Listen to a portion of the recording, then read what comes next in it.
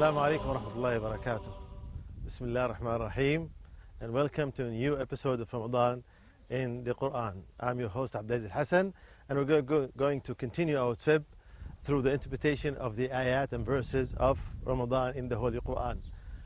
In this ayah that we're going to discuss in this episode, Allah subhanahu wa ta'ala is praising the month of Ramadan by saying, شهر رمضان الذي أنزل فيه القرآن, the month of Ramadan which Quran was revealed to, compared to the other months. So this is a virtue for the month of Ramadan, and Allah subhanahu wa ta'ala chose this particular month not only to reveal the Quran, but also to reveal the other books and scriptures revealed to the other prophets of God Almighty.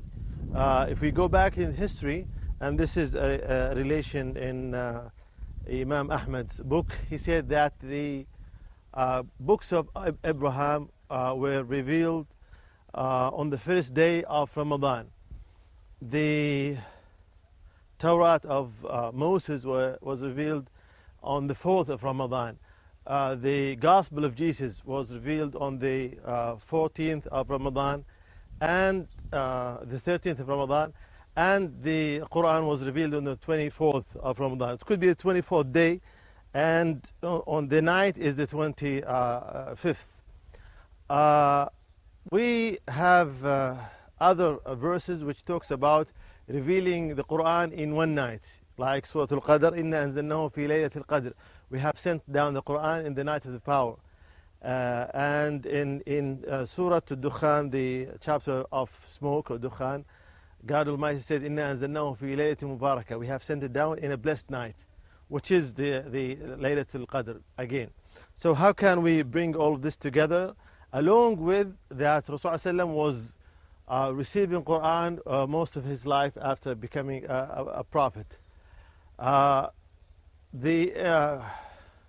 explanation is that the whole Quran was sent from the house of mightiness, Bayt al-Izzah, in the seventh heaven to the earthly heaven in one night, and then it was revealed by the context and the way that Rasulullah was explaining things to people all over his life, and this will make it more stable on his heart if it goes by context. So this is the way that we can gather all of these sayings. So Quran was revealed from the seventh heaven to the first heaven, and then it was sent one by one according to the incident and situation that Rasulullah was living in during that month.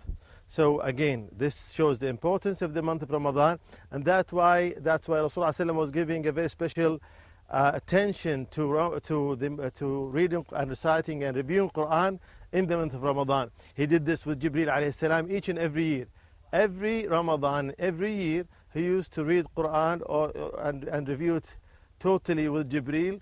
And the last year in his life, he reviewed Quran twice with Jibreel. And this is also a tradition and a sunnah for us. We ought to try to do the best of our ability to review and recite the whole Quran in the month of Ramadan. And if you can do it twice, then this is very recommendable. There are people who finish it 3, 4, 5, 6 times. But Rasulullah advice is not to finish it in less than 3 days, so we can comprehend and understand what we are reading.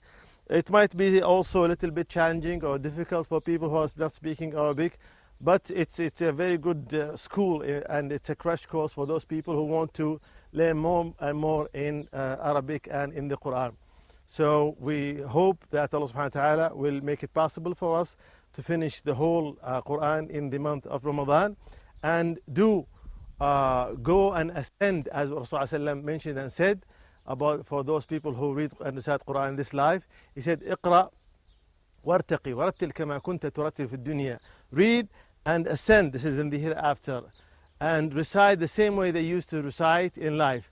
فإن منزلتك, your position in paradise, عند آخر آية تقرأها, will be according to the last verse that you have read in this life. So we inshallah will be doing the best of our ability to be at the utmost high position in paradise according to our reading in this life, and especially in the month of Ramadan. So may Allah subhanahu wa ta'ala help us all to try to finish the Quran in this month. Wa sallallahu ala nabiyyina Muhammad wa ala alihi wa sahbihi wa sallam.